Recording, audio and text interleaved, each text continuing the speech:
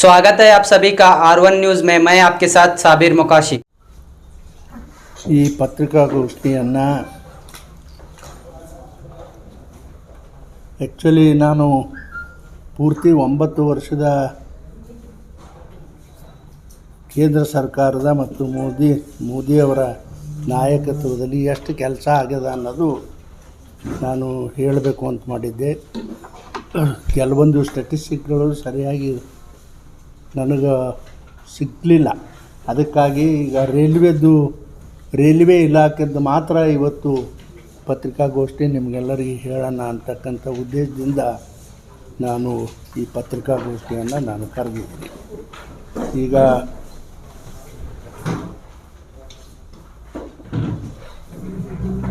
Railway ಇಲಾಖೆಯಲ್ಲಿ ಬಹಳ ದಿವಸಗಳಿಂದ ಮೂಲ ಸೌಕರ್ಯ ಬಿಜಾಪುರದಲ್ಲಿ ರೈಲ್ವೆ ಇಲಾಖೆಯಲ್ಲಿ ಮೂಲ ಸೌಕರ್ಯ ಇರಲಿಲ್ಲ. ಅದಕ್ಕಾಗಿ ಬಹಳ ಸಲ ಕೆಲವೊಬ್ಬರು ಈ ಟ್ರಾನ್ಸ್ಪೋರ್ಟರ್ಸು ಇವರೆಲ್ಲರೂ ಬಂದು ನಮಗೆಲ್ಲ ಮೆಮೊರಂಡಮ್ ಕೊಟ್ಟು ಅಲ್ಲಿ ಗೂಡ್ ಶೆಡ್ ಆಗ್ಬೇಕ್ರಿ, ಮತ್ತೊಂದು ಆಗ್ಬೇಕ್ರಿ, ಆಮೇಲೆ ರೈಲ್ವೆ ಸ್ಟೇಷನ್ ಸೋರ್ತದ್ರಿ, ಇಂಥವೆಲ್ಲನೂ ಸಣ್ಣ ಪುಟ್ಟು ಹೇಳ್ತಿದ್ರು. ಅದರ ಅವಕಾಶ ಸಿಕ್ಕಿರಲಿಲ್ಲ. ಈಗ ನಮ್ಮ ಸರ್ಕಾರ ಬಂದ ಮೇಲೆ ಈ 9 ವರ್ಷಗಳಲ್ಲಿ ಒಟ್ಟು ರೈಲ್ವೆ ಇಲಾಖೆಯಲ್ಲಿ ಆಮೇಲೆ ಹೇಳ್ತೀನಿ ಅದನ್ನು, ಒಟ್ಟು ರೈಲ್ವೆ ಇಲಾಖೆಗೆ ನಾವು ಖರ್ಚು ಮಾಡಿದ್ದು ಎಷ್ಟಪ್ಪ ಅಂದರೆ ಇಲ್ಲಿವರೆಗೆ ಸುಮಾರು 1,311 ಕೋಟಿ ರೂಪಾಯಿ ರೈಲ್ವೆ ಇಲಾಖೆಗೆ ನಮ್ಮ ಬಿಜಾಪುರಿಗೆ ಸಂಬಂಧಪಟ್ಟಂತೆ ಒಟ್ಟು 1,311 ಕೋಟಿ ರೂಪಾಯಿ ಇಲ್ಲಿವರೆಗೂ ಸರ್ಕಾರದಿಂದ ನಮಗೆ ವೆಚ್ಚ ಆಗಿದೆ. ಇದರಲ್ಲಿ ಏನೇನು ಅಂಥೇಳಿ ನೀವು ಕೇಳ್ಬೋದು. ಇದರಲ್ಲಿ ಏನಪ್ಪ ಅಂತಂದ್ರೆ, ಫಸ್ಟು ನಿಮ್ಮ ಭಾಳ ದಿವಸಗಳಿಂದ ನೆನಗುಣಿಗೆ ಬಿದ್ದಿರತಕ್ಕಂಥ ಡಬಲ್ ಟ್ರ್ಯಾಕ್ ರೈಲ್ವೆ ಟ್ರ್ಯಾಕ್ ಆಗಬೇಕಾಗಿತ್ತು. ಅದು ಇಲ್ಲಿ ತನೂ ಕೂಡ ಆಗಿರಲಿಲ್ಲ. ಅದಕ್ಕೆ ಆ ರೈಲ್ವೆ ಟ್ರ್ಯಾಕ್ ಎಲ್ಲಿಂದ ಹೊಟ್ಟಿಗೆಯಿಂದ ಬಾಗೇವಾಡಿವರೆಗೂ ಈ ಸದ್ದ ಡಬಲ್ ರೈಲ್ ಅಂದರೆ ಏನು, ಈ ನಮ್ಮ NTPC ಅದಲ್ಲ, ಅದು ಬಾಗೇವಾಡಿ ತನಕ ಈ ಸದ್ಯ ಡಬಲ್ ರೈಲ್ವೆ ಹಳಿಗಳನ್ನು ಜೋಡಣೆ ಮಾಡಲಾಗಿದೆ. ಅದಕ್ಕೆ ಎಷ್ಟಪ್ಪ ಖರ್ಚಪ್ಪ ಅಂತಂದ್ರೆ 1,022 ಕೋಟಿ ರೂಪಾಯಿ ಇಲ್ಲಿವರೆಗೂ ಅದಕ್ಕೆ ಡಬಲ್ ಲೈನಿಗೆ ಖರ್ಚಾಗ್ಯದ. ಇದರ ಜೊತೆಗೆ ಇದು ಬರೀ ಡಬಲ್ ರೈಲ್ವೆ ಹಳಿ ಅಷ್ಟೇ ಅಲ್ಲ, ಅದರ ಇಲೆಕ್ಟ್ರಿಫಿಕೇಷನ್ನು ಕೂಡ ಆಗಬೇಕು ಅಂಥೇಳಿ ಸುಮಾರು ಹುಟ್ಟಿಗೆ ಅಂದರೆ ನಮ್ಮ ಭೀಮಾ ತೀರದಿಂದ ಬಾಗೇವಾಡಿವರೆಗೂ ಸುಮಾರು 75 ಕೋಟಿ ರೂಪಾಯಿ ಇದು ಇಲೆಕ್ಟ್ರಿಫಿಕೇಷನ್ ಅಂದ್ರೆ ಅದಕ್ಕೆ ಟ್ರ್ಯಾಕ್ ಹತ್ತಿರಲ್ಲ, ಈ ರೈಲ್ವೆ ಟ್ರ್ಯಾಕಿನ ಇಲೆಕ್ಟ್ರಿಫಿಕೇಷನ್ ಸಲುವಾಗಿ 75 ಕೋಟಿ ರೂಪಾಯಿ ಅದಕ್ಕೆ ಖರ್ಚಾಗ್ಯದ.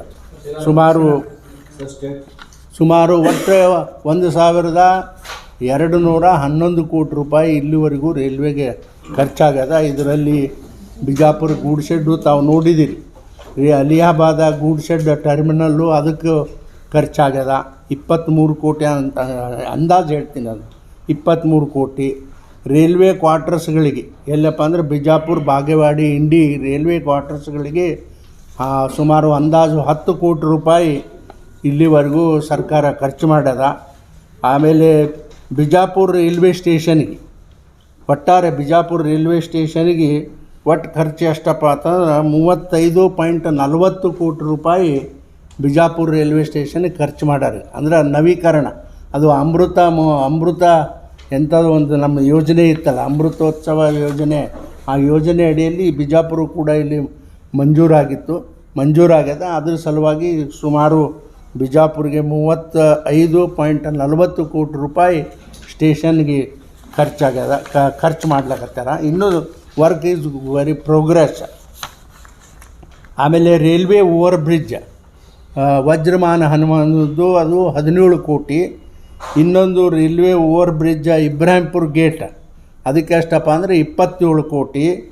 ಆಮೇಲೆ ಇವೆಲ್ಲ ಸಣ್ಣ ಅಂದರೆ ಇದು ಈ footwear bridge at railway station Bagewadi, Mulawad, Tadavala station, Jumanal, Minchanal ಮತ್ತು ಲಚ್ಚಾಣ ಇವಕ್ಕೆಲ್ಲನೂ ಸೇರಿ 9 ಕೋಟಿ ರೂಪಾಯಿ ಅದಕ್ಕೆ ಖರ್ಚು ಮಾಡಿದ್ದಾರೆ ಆಲ್ರೆಡಿ. ಆಮೇಲೆ ಫುಟ್ವರ್ ಬ್ರಿಡ್ಜ್ ಎಟ್ ನಿಂಬಾಳ. ಫುಟ್ವರ್ ಬ್ರಿಡ್ಜ್ ಎಲ್ಲೆಲ್ಲಪ್ಪ ಅಂದ್ರೆ ನಿಂಬಾಳ, ಇಬ್ರಾಹಿಂಪುರ, ಕ್ಯಾತನಕೇರಿ,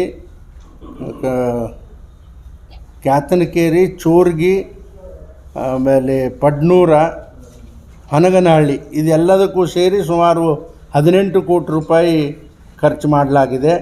ಆಮೇಲೆ ಓವರ್ ಬ್ರಿಡ್ಜ್ ಅಟ್ 72 ಮುಳವಾಡ್ಗೂ ಕೂಡ ಅದಕ್ಕೆ ಓವರ್ ಬ್ರಿಡ್ಜ್ ಇದ್ದಿದ್ದಿಲ್ಲ, ತಮಗೂ ಗೊತ್ತಿದೆ.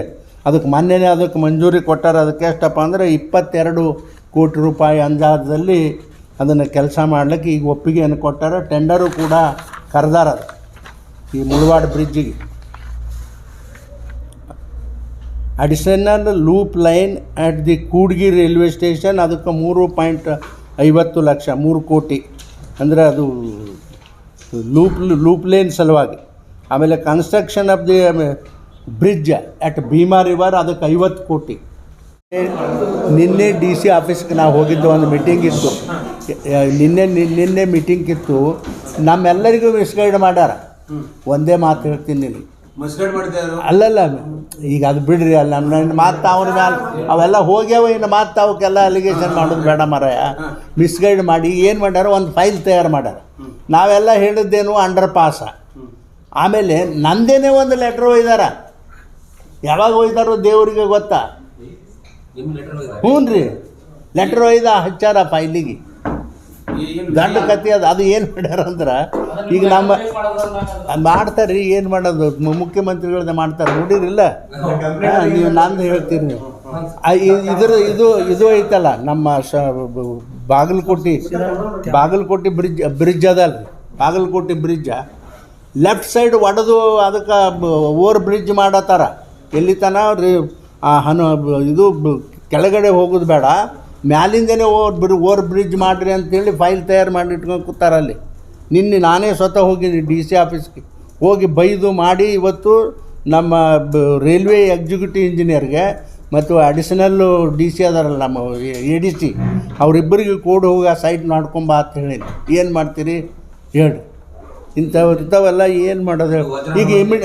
ವಜ್ರ ಹನುಮಾನ್ ಹತ್ರ ಈಗ ಇಮಿಡಿಯೇಟ್ ಮಾಡಿಸ್ತೀನಿ ಹೇಳ್ರಿ. ಅದನ್ನು ಯಾವ ಕಾರಣಕ್ಕೂ ನಿಲ್ಲೋದಿಲ್ಲ. ಅದನ್ನು ಅಂಡರ್ ಪಾಸ್ ಮಾಡಿಸ್ತೀನಿ ಅದನ್ನು.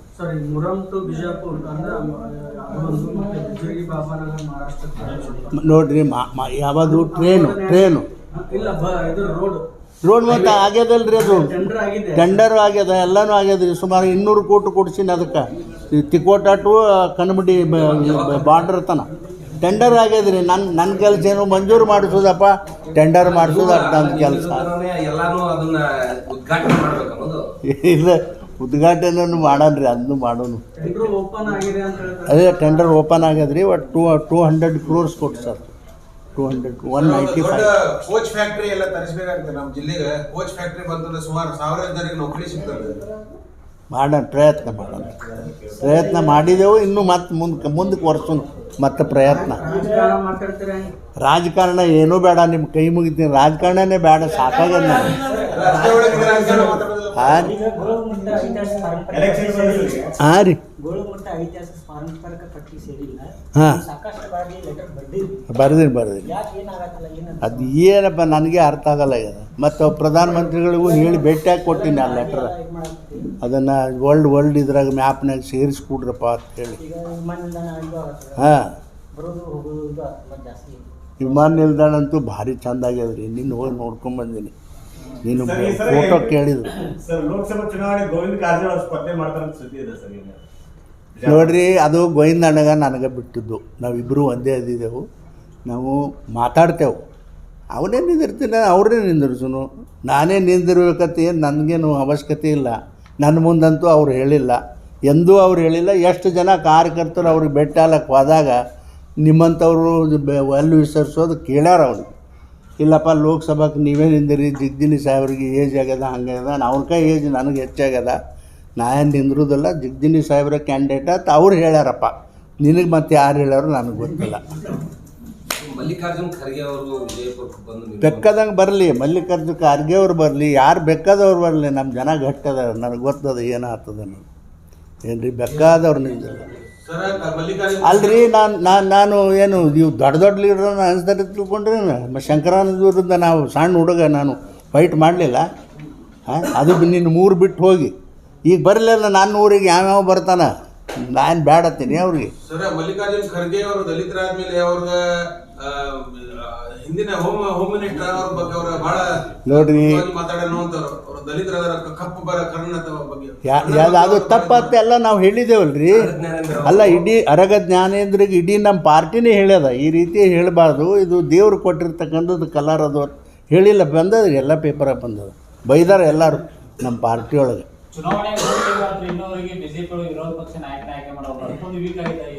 ನೋಡ್ರಿ ಹೈಕಮಾಂಡ್ ವೀಕ್ ಆಗ್ಯದ ಅನ್ನೋದು ನೀವು ಹೇಳ್ತೀರಪ್ಪ, ನಾವು ಹಂಗೆ ಅನ್ನೋದಿಲ್ಲ. ಯಾವುದೋ ಒಂದು ಕಾರಣಕ್ಕೆ ಉಳ್ದಿಲ್ಲ ಅಂತ ನಾ ಹೇಳ್ದಲ್ಲ, ಉಳ್ದದ ಮಾಡ್ತೀನಿ ಅಂತ ಮೊನ್ನೆ ಹೇಳಿದ್ರು, ಇನ್ನೂ ತನಕ ಮಾಡಿಲ್ಲ. ಹಾಂ ಸಮರ್ಥರು ಇಲ್ಲ ಅಂತಲ್ರಿ, ಏನೋ ಇರ್ತಾವಲ್ಲ ರಾಜಕಾರಣದಾಗ್ರಿ ಹಂಗೆ.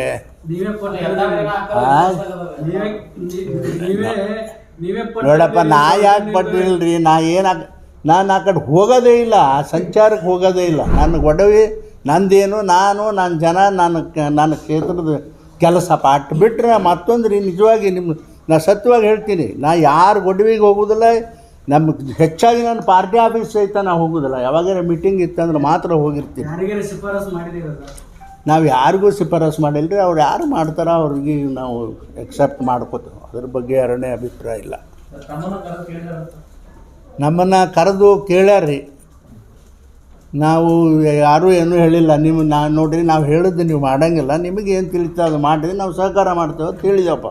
ನಾನಂತೂ ಹಿಂಗೆ ಹೇಳೀನಿ. ಮಣಿಪುರದಲ್ಲಿ ನಡೆದಂಥ ಘಟನೆ ಕುರಿತಾಗಿ ಸಂಸದರೆಲ್ಲರೂ ಮೌನವಾಗಿ ಕೂತಿದ್ದಾರೆ. ನೋಡ್ರಿ ಸುಮ್ಮನೆ ಅದ್ರ ಬಗ್ಗೆ ನೀವು ಹೇಳೋದು ಬೇಡ. ನೀವೆಲ್ಲ ಕೇಳಿರಲ್ಲ ಮೊನ್ನೆ ಪಾರ್ಲಿಮೆಂಟ್ನಾಗ ಅಲ್ಲ ರೀ, ಈ ಮೂರ್ಖ ಯಾರೂ ಹೋಗಿಲ್ರಿ ಅಲ್ಲಿ ಹಿಂದೆ ಅಲ್ಲಿ ಏನಾಗದ ಅಂದ್ರೆ ಒಟ್ಟಾರೆ ನಾರ್ತ್ ಈಸ್ಟ್ ಸ್ಟೇಟ್ಗಳು ಏನದಾವಲ್ಲ 7 ಸ್ಟೇಟ್ಗಳಿಗೆ ಒಬ್ಬರು ಹೋಗಿಲ್ಲ ಹಿಂದೆ. ನಮ್ಮ ಪ್ರಧಾನಮಂತ್ರಿ ಆದಮೇಲೆ 9 ವರ್ಷನಾಗ 60 ಸಲ ವಿಸಿಟ್ ಮಾಡ್ಯಾರ್ರಿ. ನಿಮ್ಮ ಯಾರಿಗ್ಯಾರು ಗೊತ್ತಿದೆ ಇದನ್ನು? 60 ಸಲ, ಒಂದು ಸಲ ಅಲ್ಲ, 60 ಸಲ. ಘಟನೆ ಆದಮೇಲೆ ಹೋಗಿರ್ಲಿಕ್ಕಿಲ್ರಿ ಘಟನೆ ಅಲ್ಲ ಇವರು. ಅದ್ರ ಬಗ್ಗೆ ನಾ ಹೇಳೋ ಪ್ರೈಮ್ ಮಿನಿಸ್ಟರ್ ನಾವು ಹೇಳೋಕ್ಕಾಗ್ತದೇನು ರೀ? 60 ಸಲ ರೀ. ಇವರು ಹಿಂದಿನ ಸರ್ಕಾರದವ್ರು ಒಬ್ಬರು ಕೂಡ ಹೋಗಿಲ್ಲ ಅಲ್ಲಿ, ಒಬ್ಬರು ಕೂಡ ಹೋಗಿಲ್ಲ. ಆದರೆ ನಮ್ಮ ಪ್ರಧಾನಮಂತ್ರಿಗಳು 9 ವರ್ಷನಾಗ 60 ಸಲ ಯಾರ್ಯಾರು ನಂಬ್ತೀರ ನೀವು ಹೇಳ್ರಿ ನೋಡೋಣ.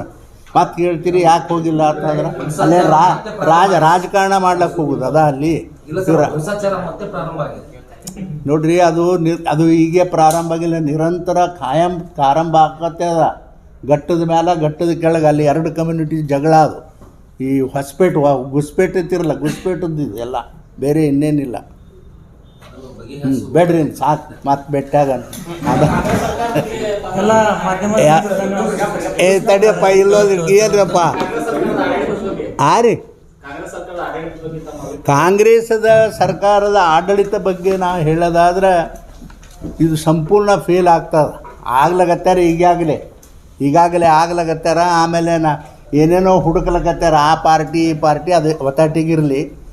ಯಾವ ಅಭಿವೃದ್ಧಿ ಕೆಲಸ ಕೂಡ, ಒಂದು ಅಭಿವೃದ್ಧಿ ಕೆಲಸ ಕೂಡ ಇಲ್ಲ.